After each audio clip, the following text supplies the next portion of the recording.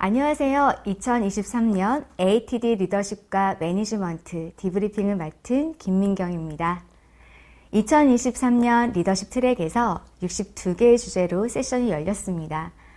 매일마다 리더십 세션은 증가되는 추세인데요. DT 시대와 DI, 불확실한 비즈니스 환경, 여러 경제 시장을 고려했을 때 리더십 이슈는 다양한 관점과 여러 차원에서 어김없이 중요한 요인이 되는 것 같습니다. 이런 환경에서 리더십을 다룬 주제 중에서 유의미한 주제 몇 가지를 중심으로 여러분들과 나누고자 합니다. 2022년과 2023년 리더십 변화 추세를 살펴보겠습니다. 작년과 달라진 것은 트랙명이 바뀌었다는 것입니다. 리더십 디벨롭먼트에서 매니지먼트란 단어가 생겼는데요.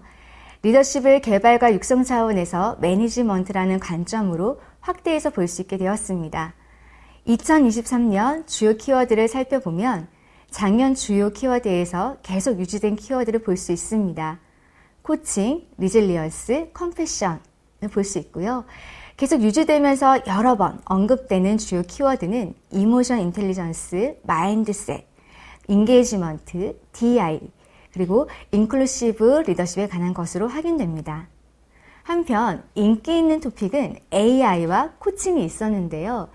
시대적 현상을 반영하고 있듯이 관련 세션에는 청중들이 많았고 심지어 빠르게 마감이 되는 세션들도 있었습니다. 세션에서는 AI를 사용하여 리더십 피드백을 제공하거나 조직의 문제 해결을 위한 코칭 능력은 꾸준한 인기 주제인 것 같습니다. 이러한 주제는 작년의 디지털 코칭, AI 코칭 주제와 유사한 맥락에서 볼 수 있는 주제입니다. 그 밖의 발표 주제는 기업 사례를 바탕으로 다양한 데이터를 분석하고 해석을 제시하면서 직접 교육과 컨설팅을 통해 얻은 결과를 소개하는 세션들이 있어 매우 인상적이었는데요. 그럼 지금부터 몇 가지 주요 키워드에 대해 소개해 드리겠습니다. 첫 번째 키워드는 마인드셋입니다. 소개해 드릴 첫 번째 마인드셋은 아웃워드 마인드셋입니다. 생소하게 들리실 수 있는 이 마인드셋은 외향적 사고방식으로 번역될 수 있는데요. 우리의 사고가 바깥으로 향하는 것을 말합니다.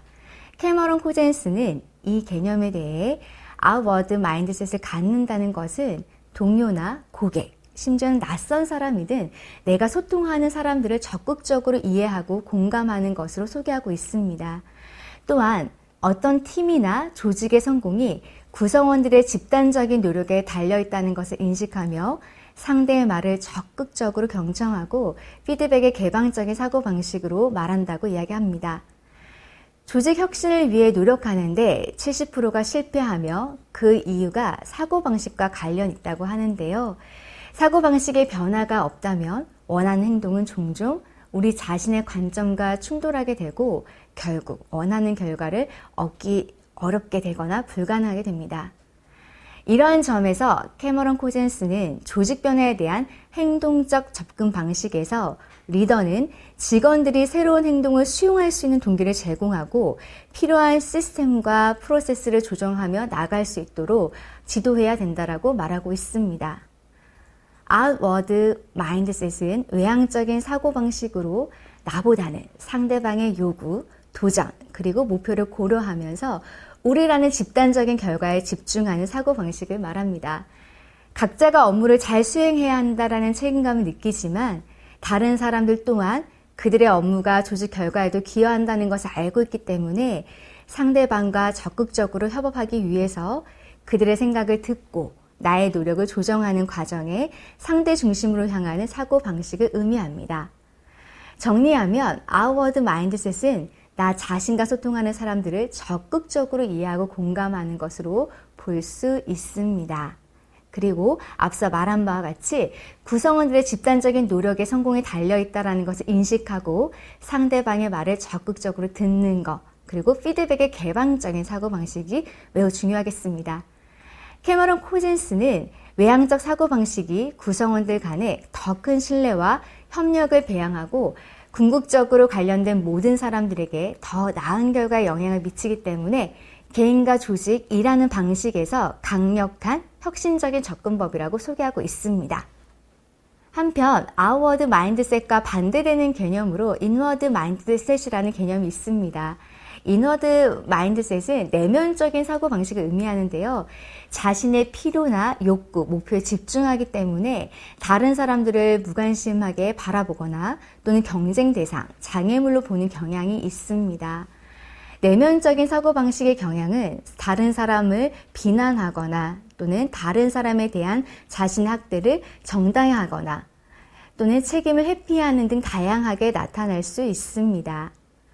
인워드 마인드셋과 아웃워드 마인드셋을 비교하는 설명표가 있습니다. 잠깐 함께 보실까요? 인워드 마인드셋은 나 자신의 목표에 집중하기 때문에 목표 달성을 위해 때로는 상대를 무시할 수도 있고 혹은 잘못을 상대에게 돌릴 수도 있습니다. 또한 그러다 보니까 개인 간의 사일로 현상이 나타나기도 하죠. 또 어떤 일에는 저항과 또 정체하는 현상이 있기도 합니다. 반면에 아웃워드 마인드셋은 다른 사람들에 대해 끊임없이 호기심을 갖고 있으며 우리라는 결과에 집중합니다. 그 결과로 자기인식과 책임을 명확하게 알게 되고 협업과 같은 공동작업에 적극적으로 참여하면서 열의를 보이게 됩니다. 결국 내향적인 사고방식과 외향적인 사고방식의 중요한 차이점은 대상자에 대한 관심의 초점이라고 볼 수 있습니다. 내향적인 사고방식은 나 자신과 나 자신의 필요에 초점을 맞추고 있는 반면에 외향적인 사고방식은 다른 사람과 그들의 필요에 초점을 맞추고 있다는 점에서 차이를 보이고 있습니다. 내향적인 사고방식과 외향적인 사고방식의 차이 예시를 표로 제시하였는데요. 표를 통해 쉽게 이해하실 수 있겠습니다. 외향적인 사고방식으로 전환했을 때 조직은 다음에 5가지 결과를 얻을 수 있다고 합니다. 먼저 협업과 팀워크 형성에 기여하게 된다고 하는데요. 다른 사람들의 요구를 이해하고 공동의 목표를 달성하기 위해 협력하는 데 더 집중하게 되면서 아웃워드 마인드셋을 가진 사람들은 나에게 무엇이 있을까라는 생각에서 자신의 역할이 주변 사람들에게 어떤 영향을 미치는지 더 잘 아는 것으로 전환된다고 합니다. 또한 새로운 아이디어를 낼 때 더 개방적이게 되고 직원의 높은 참여를 이끌게 되며 큰 혁신을 만들 수 있다고 합니다. 이처럼 직원들이 외향적인 사고방식을 가질수록 보다 긍정적이고 지원적인 조직 문화를 형성하여서 동기부여를 제공하여 궁극적으로는 직무 만족을 높이는 데 좋은 성과를 얻는다라고 합니다. 다음 2번째 마인드셋은 이번 AATD 때 기조연설자로 나타난 애덤 그랜트에 대한 소개입니다. 애덤 그랜트는 기조연설에서 마인드셋과 함께 어셈션을 여러 번 언급하였습니다. 마인드셋 그리고 어셈션은 근본적인 변화 추구에 필요한 것이기 때문에 여러 번 강조된 것 같습니다. 그의 책 Think Again에서도 Rethink 또 Unlearn을 계속 주장하고 있습니다. 애덤 그랜트 교수는 기조연설에서 사람들은 불편한 진실보다는 달콤한 거짓말에 더 지지를 보낸다라는 말을 해서 많은 공감을 얻게 되었는데요. 어셈션 마인드셋을 위한 3가지 실천 방법을 다음과 같이 소개해드리고자 합니다. 첫째는 빌더 챌린지 네트워크에 대한 것으로 소개하고 있습니다. 주변 사람들을 디서그레이블 기버로 채워야 한다고 말하고 있습니다. 즉 솔직하게 내 잘못을 지적해주고 피드백해주는 사람들을 주변 가까이에 둬야 한다는 것을 말하고 있는데요. 애덤 그랜트의 이 말에 공감이 매우 되었습니다. 상사에게 솔직하게 말해주는 것이 최상의 충성심을 표현하는 것이다 라고 기조연설 가운데 이야기에서 매우 공감을 얻었는데요. 하지만 많은 경우 주변에는 그렇지 않는 테이커들로 가득한 경우가 많습니다.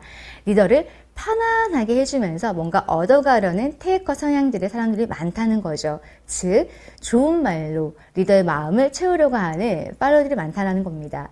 그래서 주변의 리더 자신을 객관적으로 볼 수 있고 비춰줄 수 있는 사람들을 주변에 가장 가까이 두어야 한다는 말이 실천 방법 중에 첫 번째로 소개되었습니다. 2번째는 Great Psychological Safety입니다. 심리적 안정감을 구현한다고 하면서 상사가 직원에게 어느 날 편안하게 얘기해보라고 한다면 어떤 상황이 벌어질까요? 아마도 직원들은 어느 정도의 필요한 정보만 말하고 중요한 정보를 말하기를 꺼려하지는 않을까요? 혹은 그 관계가 너무 어색해서 빨리 이 상황이 끝났으면 하진 않을까요? 그래서 애덤 그랜트는 직원들이 실제로 심리적 안정감을 가질 수 있도록 특별한 방법을 찾아야 한다고 말하고 있습니다. 방법으로는 여러 가지가 있겠지만 리더가 먼저 직원들에게 자신의 잘못을 솔직하게 말하고 피드백을 구하는 것으로부터 시작할 수 있다고 이야기하고 있습니다. 세 번째는 Rethink Your Mindset입니다. 즉 여기에서 핵심은 과학적인 사고를 가져야 된다라는 것이 포인트인데요. 어제의 해법이 오늘의 문제가 되는 시대입니다. Think Again 책에서도 소개되고 있으나 내가 무조건 옳다라는 생각에서 벗어나 내가 틀릴 수 있어 라고 생각하고 문제와 사안을 바라보는 태도는 Rethink Unknown 하는데 중요한 요인이 될 수 있습니다. 다음으로 소개해드릴 주요 키워드는 트러스트입니다. 미국의 신경경제학자 폴 잭은 신뢰도가 높은 조직과 신뢰도가 낮은 조직의 차이를 연구했습니다. 신뢰도가 높은 조직의 직원들은 다음의 결과를 보인다고 하는데요. 여러분들도 공감이 되시는지 함께 보겠습니다. 번아웃이 40% 감소했고 동료와의 친밀감이 66%나 더 높아졌다고 합니다. 또한 106% 이상의 더 많은 에너지를 내게 됐고 회사의 목적에 맞게 70% 더 조정하면서 일을 하게 됐다고 합니다. 또한 신뢰도가 낮은 기업보다 17% 높은 보상을 받는 경우가 생겼다고 하네요. 폴 잭과 그의 연구팀은요, 8만 7천 명 이상의 리더를 대상으로 데이터를 분석하고 신뢰와 관련된 3가지 핵심 항목을 발견했다고 합니다. 그렇다면 리더가 높은 신뢰를 얻으려면 이 3가지 요소가 모두 존재해야 하는데요. 무엇인지 살펴보겠습니다. 첫째는 긍정적인 관계 구축이었습니다. 그리고 두 번째는 리더 스스로의 전문 지식과 올바른 판단력. 세 번째는 일관성 있는 모습을 지속적으로 입증해야 한다는 것이었습니다. 그렇다면 이 3개 요인이 어떻게 작용될 때 신뢰가 강력하게 나타나는지 살펴본 연구가 있었는데요. 폴 잭과 그 연구팀은 이렇게 소개하고 있습니다. 아마 여러분들도 짐작하실 수 있었을 것 같은데요. 역시나 3가지 요인이 동시에 상호작용할 때에 가장 강력하게 신뢰가 형성된다는 것을 알 수 있습니다. 즉, 한 개의 요인인 예를 들어 릴레이션십만 높다고 해서 신뢰가 높아지지 않는다라는 겁니다. 또는 2개 요인인 저지먼트와 컨시스턴시가 높다라고 해서 더욱더 강한 신뢰가 나타난다는 것은 아닙니다. 이 3가지 모든 요인들이 같이 상호작용하고 결합했을 때에 강력한 신뢰가 나타난다는 것이죠. 그렇다면 리더가 높은 신뢰를 만들기 위한 방법으로 트리펙타 오브 트러스트의 각 3가지 차원별로 살펴보겠습니다.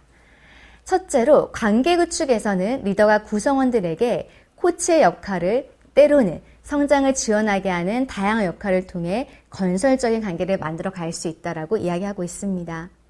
또한 리더는 다른 사람들과 경쟁하기보다는 협력하는 관계를 지속적으로 유지하고 구성원뿐만 아니라 동료들에게도 영감과 동기를 부여해줄 수 있는 그런 대상으로 계속 비춰줘야 하며 자신의 피드백을 적극적으로 요청하면서 신뢰를 만드는 좋은 관계를 이어갈 수 있다고 소개합니다.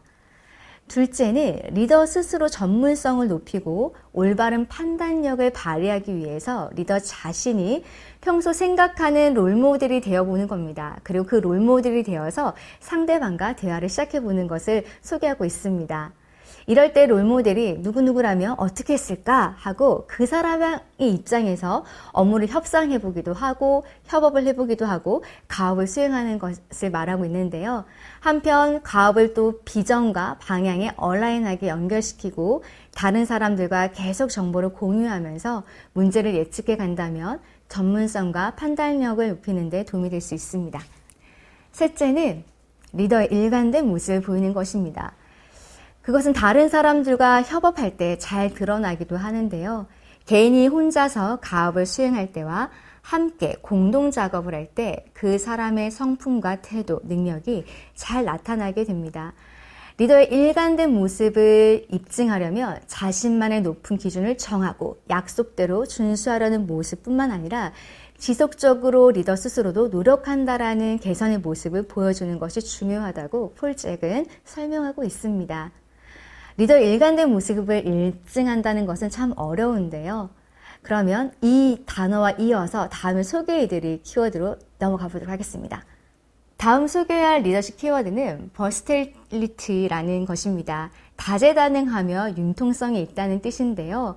이 키워드가 소개된 것은 예측하기 어려운 조직 변화 속에 한 가지 리더십 스타일을 개선하고 보완해 가는 것은 어렵다라는 것입니다. 결국 리더가 각 상황에 맞게 구성원들의 특성에 따라 유연하게 대응할 수 있도록 자신의 행동을 조정하는 능력이 필요하다는 것을 설명하는 세션이었습니다. 버스테일 또는 버스텔리티라는 것은 생산적인 관계를 발전시키고 유지하기 위해서 다른 사람들의 우려와 기대를 충족시키기 위한 자신의 행동을 조정하는 능력이라는 개념으로 정의하고 있습니다. 버스텔리티가 높은 사람들은 대인관계 커뮤니케이션 스킬이 높은 것으로 확인이 되었는데요. 특히 커뮤니케이션 능력이 뛰어난 리더는 그 리더의 자리를 지속적으로 유지하거나 성과를 높일 가능성이 있다라고 보고되고 있습니다. 또한 높은 수준의 버스텔리티를 갖춘 조직은 평균 30%의 수익을 개선했다라고 보고하고 있습니다. 자, 그렇다면 높은 유연성을 가진 이 다양성을 가진 이 사람들의 특징을 어떤 것이 있는지 한번 살펴보겠습니다. 크게는 애매모호함도 수용할 수 있다라는 개방적인 마인드가 있습니다. 그리고 언제든 상대와 협의할 용의가 있고 지위와 권력보다는 개인의 능력을 강조하는 경향성이 있습니다. 또한 상황에 맞게 유연하게 대처하며 나무보다는 전체를 바라보는 숲을 보는 특징이 있다는 것을 발견할 수 있습니다. 다음 장표를 보시면서 좀 더 설명을 드리겠습니다. 가로 X축은 왼쪽부터 오른쪽으로 볼 때 에스크와 텔로 구분을 하고 있고요. 그리고 세로 Y축은 위로부터 아래로 태스크와 피플로 구분하여 사람들의 소셜 스타일에 대해서 기대하는 모습을 구분해 두었습니다. 해당 연구팀은 태스크이면서 에스크에 속한 소셜 스타일은 분석적인 스타일로 예측 가능한 것을 좋아하고 생각할 시간이 충분해야 하며 증거와 자료를 기반으로 대화하는 것을 선호한다라고 이야기하고 있습니다.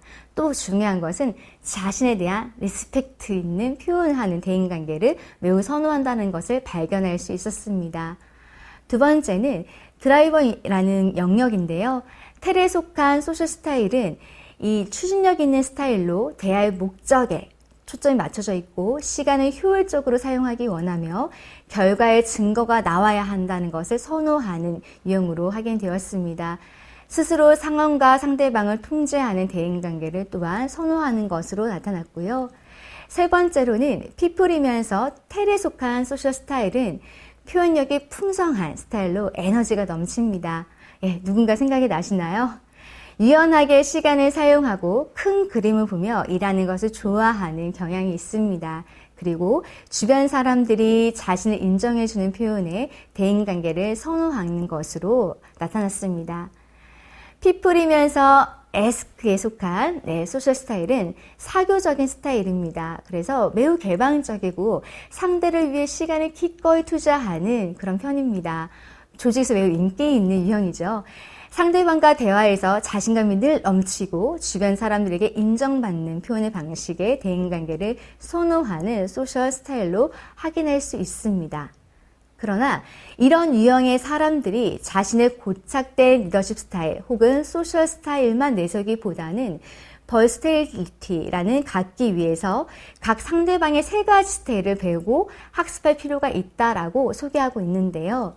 즉, 자신의 강점과 단점을 알고 나의 리더십을 보완해 가는 것을 뛰어넘어서 앞으로는 다양한 조직 상황, 즉 조직의 특성이라던가 내가 하고 있는 가업의 스타일이라던가 또는 구성원의 특성을 고려해서 그 상황에 맞게 각각의 리더십을 발휘해 갈 필요가 있다라고 소개하고 있습니다. 따라서 우리도 이러한 리더십 스타일을 이해하고 훈련을 나가는 노력이 필요하다라는 시사점을 얻을 수가 있었는데요. 다음은 재밌고 흥미로운 세션이 있어 소개해 드리려고 합니다. 뉴 사이런스와 교육심리, 교육 테크놀로지에 관한 세션이었습니다. 내셔널 유니버시티 총장을 역임하고 있는 제프 보던이 발표한 세션입니다. 에듀케이션 3.0을 소개하고 있었는데요. 많은 청중들이 참여했습니다. 오른쪽 그래프를 보시면 스킬을 배울수록 스스로 도전하고 변화하고 싶은, 즉 학습하려는 호르몬의 주기가 조금씩 달라진다는 것을 알 수 있습니다. 바로 이 공간을 러닝 칵테일 존이라고 소개합니다. 처음에는 세로토닌 호르몬 상태에 있어 정체되어 있다가 옥시톡신이 촉진되면서 자신에 대한 믿음과 할 수 있다는 안정된 상태에 도달하게 된다고 합니다. 그 상태에서 더 나아가서는 교감신경계의 호르몬이 노르에피네프린이 분비되면서 불안정한 상태에 다시 들어왔다가 다시 도파민 호르몬에 의해 자신감이 생기게 되고 더 적극적으로 엔도핀을 통해 행복감의 감정, 만족감의 상태에 도달하게 된다는 것이 뇌과학으로 검증되었다고 합니다. 그래서 매우 흥미있게 봤는데요. 다음 장표의 그림을 한번 보시도록 하겠습니다. 그림을 보게 되면은 이 그림은 제프 보던의 딸이 그린 거라고 합니다.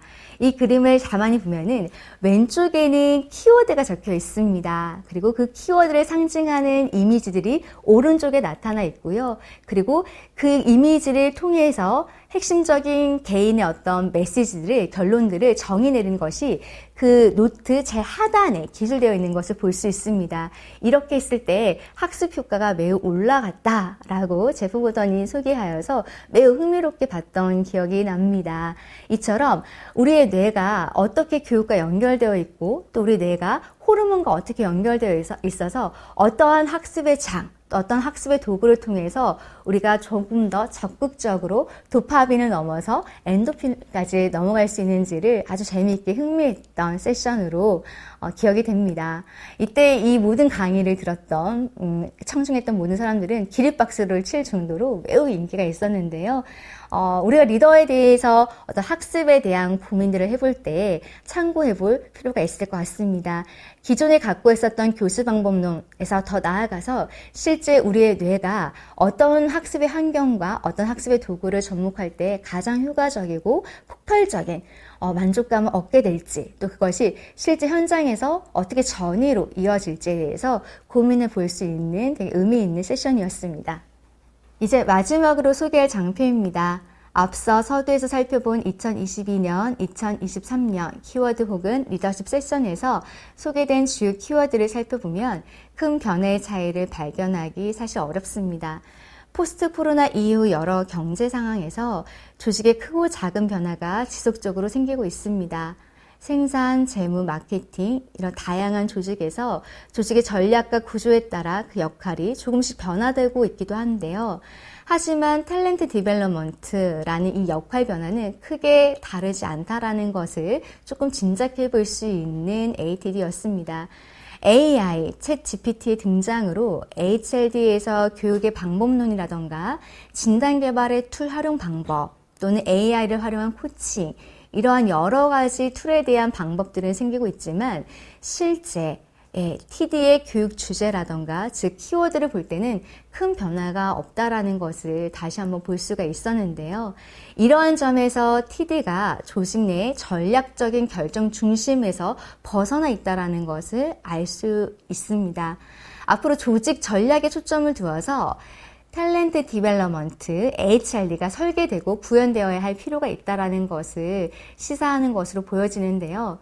HRD가 조직 전략 핵심에 들어와서 중요한 비중을 차지하고 그 의미와 가치를 부여할 때 HRD의 성과 영향력이 ROI를 뛰어넘어 더 크게 영향을 미칠 것으로 예상해 볼 수 있습니다.